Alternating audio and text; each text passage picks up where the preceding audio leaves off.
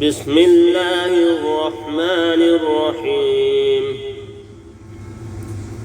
قل أوحي إلي أنه استمع نفر من الجن فقالوا إنا سمعنا قرآنا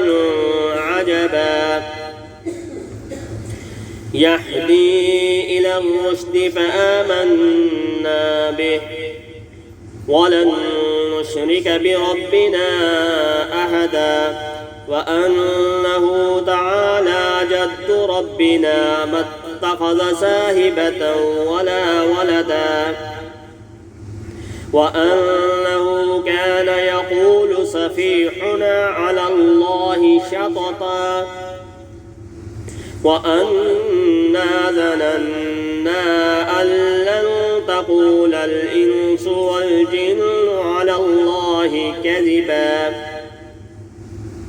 وأنه كان رجال من الإنس يعوذون برجال من الجن فزادهم رهقا وأنهم ظنوا كما ظننتم أن لن يبعث الله أحدا وأنا لمسنا السماء فوجدناها ملئت حرسا شديدا وشربا وأنا كنا نقعد منها مقاعد للسمع فمن يستمع الآن يجد له شهابا رصدا وأنا لا ندري أشر أريد بمن في الأرض أم أراد بهم ربهم رشدا وأنا منا الصالحون ومنا دون ذلك كنا طرائق قددا وأنا ظننا أن لن نعجز الله في الأرض ولن نعجزه حربا وأنا لما سمعنا الهدى آمنا به فمن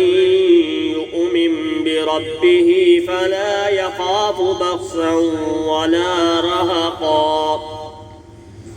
وأنا منا المسلمون ومنا القاسطون فمن أسلم فأولئك تحروا رشدا وأما القاسطون فكانوا لجهنم حطبا وأن لم استقاموا على الطريقة لأسقيناهم ماء غدقا لنفتنهم فيه ومن يعرض عن ذكر ربه يسلكه عذابا صعدا وأن المساجد لله فلا تدعوا مع الله أحدا وأنه لما قام عبد الله يدعوه كادوا يكونون عليه لبدا قل إنما أدعو ربي ولا أشرك به أحدا قل إني لا أملك لكم ضرا ولا رشدا قل إني لن يجيرني من الله أحد ولن أجد من دونه ملتحدا إلا بلاغا من الله ورسالاته ومن يعص الله ورسوله فإن له نار جهنم خالدين فيها أبدا حتى إذا رأوا ما يوعدون فسيعلمون من أضعف ناصرا وأقل عددا قل إن أدري أقريب ما توعدون توعدون أم يجعل له ربي أمدا عالم الغيب فلا يظهر على غيبه أحدا إلا من ارتضى من رسول